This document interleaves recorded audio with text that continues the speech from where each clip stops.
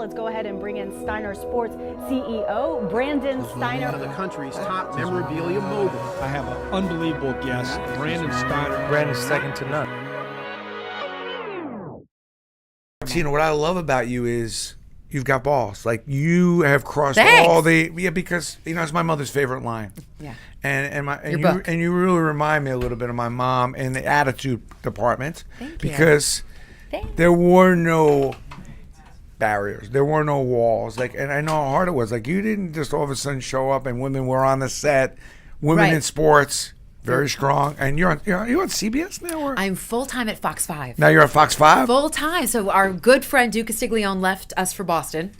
He always liked Boston. He was born in Mansfield. It's not right. Dad's play-by-play voice, iconic play-by-play voice, radio play-by-play voice of the Red Sox, of course, Joe Castiglione. So Duke left us, and after a long interview process and a lot of trial, okay, you could work this week, but we're auditioning you live on TV. It was a long process, but I got the job, host Sports Extra now every Sunday night. You're a Sports Extra? That's like my show growing up with Bill Mazur. I Bill know. Mazur and Jerry Azar. Yeah, and How I used great to watch. was Jerry Azar? Anybody out there remember Sports Extra? Sports Extra was Depends on the who's show. watching. The problem is everybody just thinks sports and scores, and Right. you had to wait for Sunday night. That was the first sports show. He created what SportsCenter was. He was SportsCenter before that even happened, Bill Mazur. It's unbelievable. Sports Extra at Fox 5. That's the one thing that's been constant there throughout all the years. So it's just Bill Mazur doesn't honor. get the props really he deserves. I guess because of generational. Yeah. He passed away, almost 10 years ago. Yeah. Now? Was it 2000? Had a photographic memory. Could remember everything. I don't have that, but he had that ability to rifle through the scores. All of then them. you had Jerry giving his editorial, and then Dockery. Yeah, and the then old jet runner. Lee, what's his last name? It escaped me. But I remember growing up watching Tom McDonald, and I used to love the features that he would do. He'd go to the ballpark or be in the Giants locker room, and you would see the players sitting at his locker doing the interview, and then they'd be walking around on the field or go into his house. That's what I remember when I was growing up, realizing, I want to be a TV journalist, a broadcast journalist, but I like sports so much better than politics or reporting bad news. And then I was, trying to be an athlete. It was a great one, but I tried to be an athlete. Loved going to games with my dad.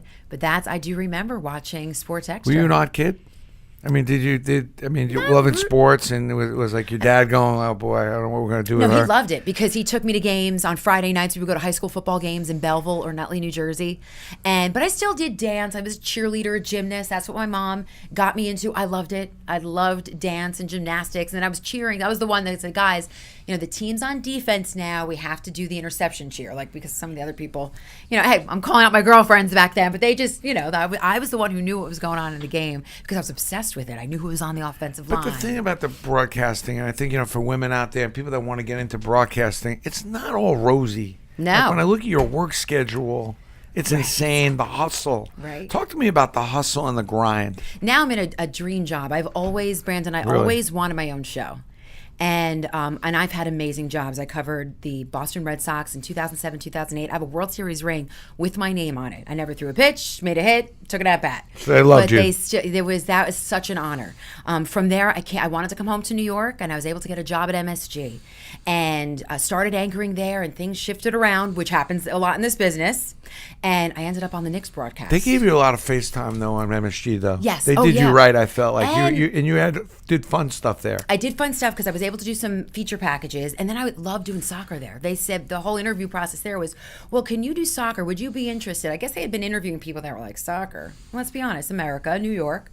I said, I love soccer. I was the manager of the women's soccer team at Maryland. I used to announce the men's games. They were like, you're hired. Because then I did the Red Bulls game. So if I didn't do the Red Bulls, I never would have made my way to Knicks. After traveling with the Knicks for 7 seasons, did every game. There was a couple. You were doing halftime sideline reporting, or you doing play-by-play ever? I never had a chance to do play-by-play. I did a little tiny bit with the Liberty during a weird summer where they were going under construction, and we were doing a video. It was an internet broadcast. I sat with Mike Crispino. That's my thing with the Liberty, though. And I like Mike, and so really, Mike's a pro, but they should let women do the women games. Well, now they have Julianne Vianney is their main analyst, and she's wonderful. But the play-by-play, though, too. Ah, that's interesting. I'm like, screw Our the good guys. Friend Ed Cohen's doing that now. Please don't quote me on it. But screw the guys. Like the whole thing should be run by women because that's how I mean. Especially, and I love when it's somebody discriminate, man. Like let women get that chance and just get a chance. Yeah, but also I like women doing women's sports a little bit more also because they're the ones that have played it. It resonates. Yeah, no, I agree. It doesn't offend me if a woman's. Yeah, I know what you're saying. As it's now doesn't offend me. Like when I see a Doris Burke doing the men's game. Doris is unbelievable. She's talk about. I never thought that'd be like. Living legend. She is a legend and gets the street respect. I mean, you think about how far we've come. Players want autographs from her. NBA players. Can you take a picture of my son? There's no way I would ever take my sports like from a woman at a desk giving me the rundown till Linda Cohen popped up. Yeah.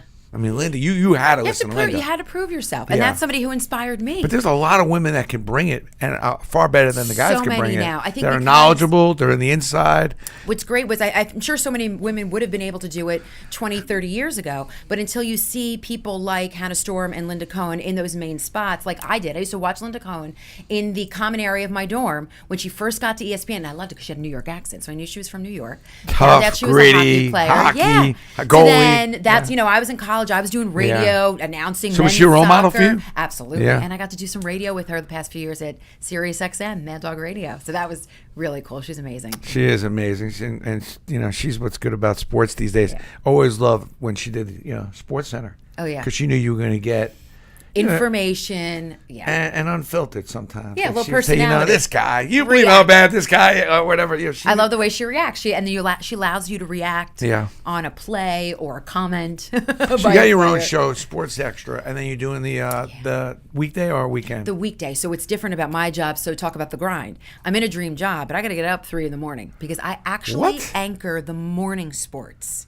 So we don't have an anchor in the evening. Monday through Friday, you'll get a package from me or another reporter on sports, like an in-depth piece I did yesterday on Justify and what Justify's first workout on the Belmont track was about. Who were some of the other challengers? Why Justify is so great? Why this horse is getting better? So that's what my story was about. Hold on a second. By the way, in 2 hours, we're going to be with Justify. And we're interviewing the horse. It's amazing, this horse. The horse is going to have a lot to say. But we're going to obviously interview the jockey who we signed exclusively here. Mike Smith. Mike Smith, who, listen, I'm excited. We had Victor Espinoza. We were in the back. I interviewed Victor here, yes. Remember, we were in the back, and we just posted that, by the way. That was a great interview. Fun. But we're giving Victor, like, media training in the back of an SUV. Trying to get him like, Victor, you got to mention this.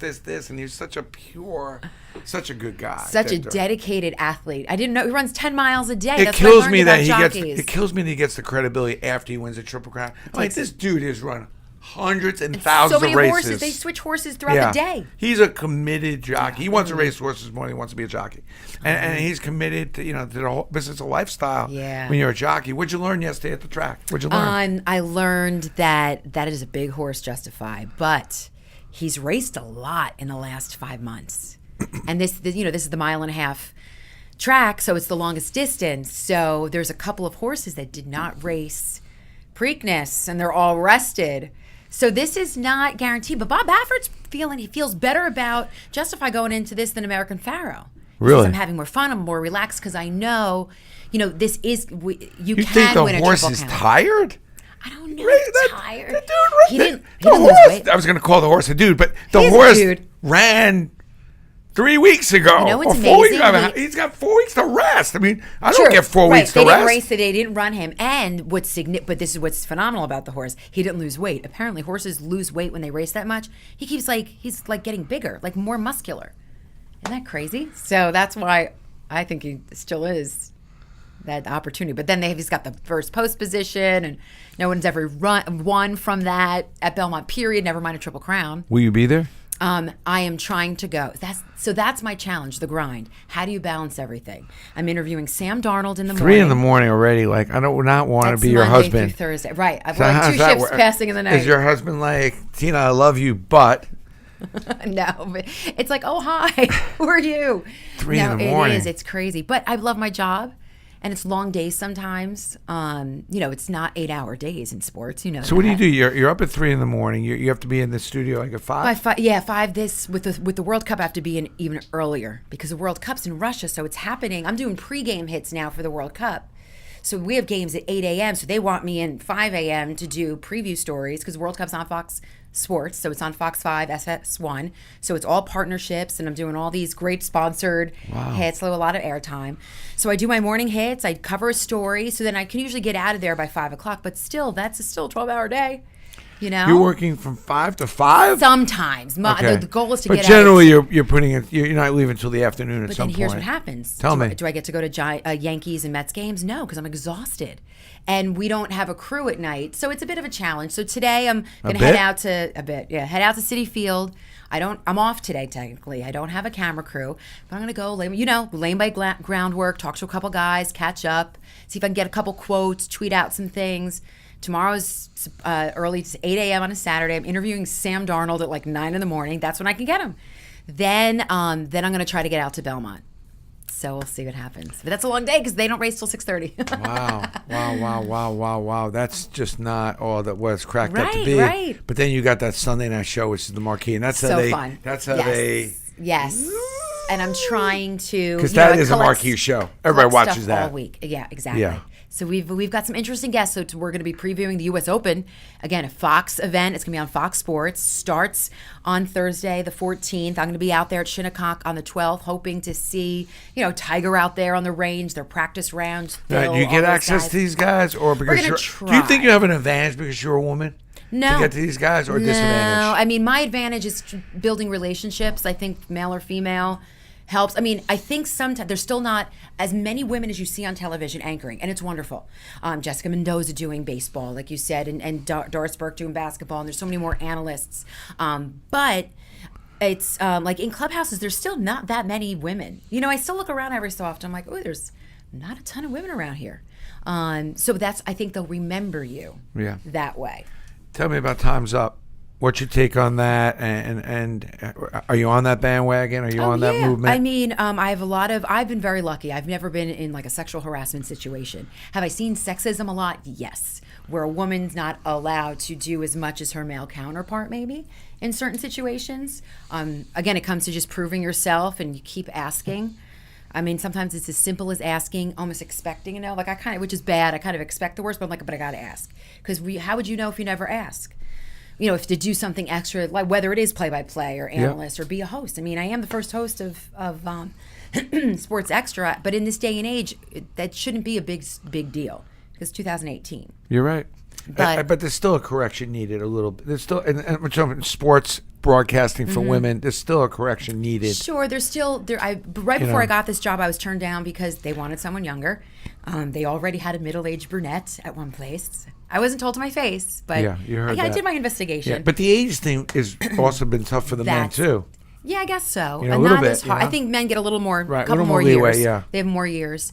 That's something I'm fearing because that's something you can't stop. You could keep getting more knowledgeable and get better. Is there pressure for you to be a pretty face? I think so. Yeah, I get nervous with my hair was a mess yesterday. I was all stressed out about that. I wasn't stressed. I should have been more stressed about my questions about the horses and the contenders. And it got humid and it was frizzy and I had pulled it to a ponytail and everyone's like, "Well, fix your hair. It's flying." A guy doesn't have that problem, and you throw a tie on and a navy suit and you're good. I get in early to get makeup done. You got to, you wore that outfit already last week. I mean, really? But I feel like now a little bit that people, I particularly think with the younger audience, they would just want authentic. And I they think want that's real. Great. It's all generational. So this generation's now is growing up with all these women on TV. We grew up, with all kinds of so much sexism in the commercials. Right. You watch a commercial and it was a lot of skin and a lot of young and sure. The models. I'm like, who are these women? I'm not seeing them. Like, where are they? Or even the guys with the 8-packs. Like, I'm like, who's that? That's funny. That's true. But now, it's true. You notice they've completely moved away from that, and it's a help because we are a little bit programmed in a very weird way from all this that we've seen. That you got to be the beautiful people to go do something. But TV, I get it. TV is a visual medium, so you have to be neat and professional and dress a certain way because if you wear stripes or something, it moves, so it's distracting. I get all of that. Talk to me about preparation. Prep. So this job is different. When I used to do sideline reporting, I mean, you can't prep enough. And then sometimes you get to the field or the court and you don't get to half of your stuff. because of the timing, how does the game really predicates what reports get in. A lot of times what'll take over is an injury or things I'm seeing on the sideline, whether it's encouragement by a player and a coach, or some sidelines I'd be able to hear conversations. Some you can't. So what other prepared stories can you get into? What are you looking for? So hours and notes. I mean, college basketball, college football I did for a couple years in CBS, or back when I did the Knicks and NBA, just game notes and going to practices and shoot arounds and just trying to get tidbits and collecting them all, and just being able to either recall them or have them ready in your notes when that opportunity presents itself. So hours when I was doing radio, and I still fill in once in a while on SiriusXM NBA Radio. I know many hours off, but I like to still do that because I want to keep that muscle strong, that radio muscle. So it is about reps. It's about reps. I got to keep that rep going. But I'll prepare I used to say if I'm on air 3 hours for radio, I feel like I have to sit and prepare 3 hours. That's not watching games. I already watched the games. Now this is the notes, organizing your rundown. If you're getting up at 3 a.m, do you watch the games at night? I mean, how does that work? DVR, and these NBA TV, all these apps, you can replay full games now. So I belong to all the different DirecTV and extra innings and all that stuff, and you can replay games. I've been watching Mets and Yankees flipping, so I'm staying up. I'll take a nap. So I'll flip a lot. Sometimes my husband will wake me up. Judge is up 2-on, 13th inning. We go, oh, good. The pitch down the middle, I get the home run. So that stuff happens a lot, or I'm falling asleep. Haven't watched a lot of the NBA Finals live. So I've watched snippets. So you do miss out by working in the morning. But today's technology, you can see the game, go back, rewind, which I enjoy to do. I try to look for interesting highlights, because I feel by the morning people, they watch stuff. That's the whole premise. Everybody can watch on their devices, yes, their iPads, their phones. So what different storyline could we have fun with in sports, or what's intriguing? Now, sometimes there's breaking news. A coach is fired, a coach is hired. That's different. That's straight kind of news reporting in the sports area, in the sports arena. But when it comes to highlights, is there a certain storyline? Is there, I just went in on the whole John Carlos Stanton, Mike Fiers thing last week, because maybe a lot of New York fans didn't know his face was crushed back in 2014. I don't think people understood what that's like. And then a lot of the people on the desk, I didn't know that's why he wears the face guard. Yes, and I don't blame him for I was glad he didn't rush the mound. They kind of downplayed him getting all pissy, but I'd be pissed. And I'm glad he pointed at him. Yeah. Fiers said he was being childish. You almost broke his face. Especially since he, hit him again. Hit him again. That's what's wrong. Yeah. I don't think Fiers did it purposely, but still, you're pitching side to a guy you sent to the hospital? Let me just say, if the guy didn't do it purposely, he's an idiot anyway. He's just not a good pitcher. Right. Come on. Right. That's just shame on you. What do you tell a young woman who's out there in high school and college, wants to be a broadcaster, wants to get into the business? What advice would you give? I get emails and phone calls a lot, and I talk to them what you just said, the grind. There's a grind. Make sure there's something unique that stands out about you. I still don't know what's unique about me. I feel like, I just try to take positive. I try to be positive and energetic. You think? So I'm not sarcastic or super, some people are smart and snarky and sarcastic. I think it's the friendliness and the knowledge of you. When I remember the first time I really saw you, saw you. Saw you, but the first time I really saw you was really at MSG. Yeah. And what I noted was you have a warmth and a connection, because you got to have it quick. You remember? I think you were doing. Were you doing the Celebrity Row or the halftime? No. Had a halftime guest? Jill Martin would do the halftime. Before her though, but was it halftime? I always interview the players. Halftime. Yeah. So players or after halftime or after. So what I noticed on that, it was. You have to get warmth and comfortability quick. Especially with the athletes, quick. To get How do you get somebody to trust you quick, within 12 seconds? Right. And I think you're good at that. So my trick with that, and this is what I'll tell. This is what I'll tell young women too, because it's intimidating. It's, going into a professional locker room or a big Division I locker room or interviewing these guys before games, especially when you're dealing with males versus the female arena. Find a commonality with that person. Hey, I saw that you did this. Well, I did that, or I played this sport, or do you go to the same college? Do you know somebody from that town? Oh, you grew up in South Dakota. Well, my aunt lives there. You dig a little bit. It's not who you know, what you know, but what you know about who. Them. And it's just like that in business, so it's really similar. Very similar. It's about a relationship. Know your customer. Right. And then you want to do a good job so that they come back. And you have to build it. Sometimes it's not fair. You can't get a half-hour interview with a superstar athlete. Hi, my name is Tina. I'm from Channel 5. Can we sit down for 2 hours, or can you come to my studio? It's not going to happen. So that takes time to build. So I'm going to be in that process for a while. Just to put it in perspective, there's not a lot of jobs like yours. So it's not like, No, there's not. Don't like this one, get another one. How do you keep the work-life balance? How do you keep the work-life balance, and how do you keep your personal and social life together? I'm struggling right now with that because of the hours. But last night I just bit the bullet, drank a little caffeine, went to see a friend for dinner. I was exhausted. Did it. Glad I did it. The working out's been tough. I walk around with a workout bag whenever I can get it in. Sometimes I go days without working out, same bag. So it's tough to balance with those hours. With texting and things like that today, you can still keep relationships alive even if you haven't seen somebody in a couple months. You have to make, little sacrifices, I guess. But, I always try to do family first. There's a lot of times where there's parties or people are getting together. But if my niece is in a recital or my sister's having a birthday party for family, But it's not like your husband's coming home and you're cooking him dinner. No, we talked about that last night. Kevin and I haven't cooked in months. He's like, you have this job. Don't worry about it. Okay, he's like, and I'd rather you go out to eat. And we've cooked a couple times, but not much. Not much.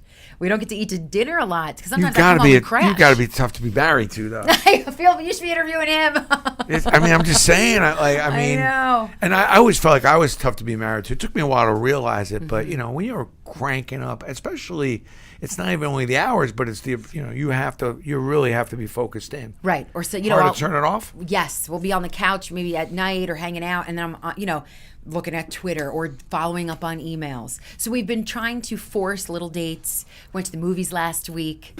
Went for a little ice cream afterwards because we didn't have time. You're actually scheduling. We do. You have to schedule personal time. You do have to schedule it. We live together. We see each other at home, but it's very ships passing in the night. So we did. We scheduled. We went to the movies last week. A couple weeks ago, we went to dinner. Now, anything else next? Like, will you do some kind of book, or will you do a blog, or I'm so busy right now, but I do journal. And I've kept them all. So I have thought about that. I don't have to sit down and write a book. I could just go back, kind of recalibrate what I have, because what I've gone throughout the years. Not that it's like a diary, but it's kind of like I just always have to motivate myself, and that's something I used to do in the morning, which I lose now by getting up at these hours. Ooh. So I have to find ways, maybe not 7 days a week, but do it on my 2 off days, twice a week, which I've done. I did that this morning. Read a little motivational quote, or a little Bible verse, or something inspirational, and write just anything I'm feeling. Are you big social media? So I am big social media. What's your favorite, and how do people get a hold of you? So I'm on Facebook, but I don't get on Facebook physically a lot. But I feed big on Twitter and Instagram.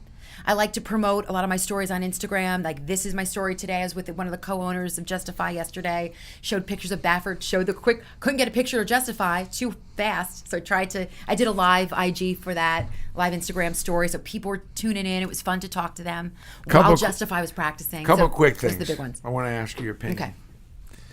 Yankees. Okay. Will they be there in October? Will they be the last team standing? I think it's a disappointing season if they're not. But their pitching concerns me.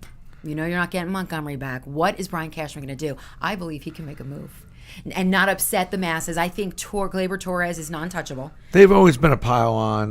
They're an organization that never stays pat. They're always looking to be better, do better, do more.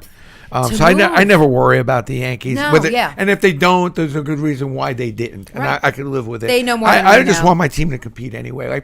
I tell Yankee fans, if your team's competing, progressing, right, showing that they care about how they play, hey, you want to win, I get it.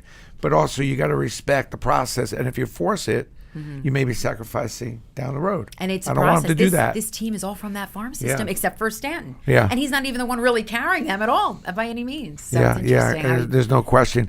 Will Justify be in the winner's circle tomorrow? In your heart of all hearts? I want him to be, because how great is another Triple Crown in 4 years, in a 4-year span compared to 37? But I think the chances, it's a small chance.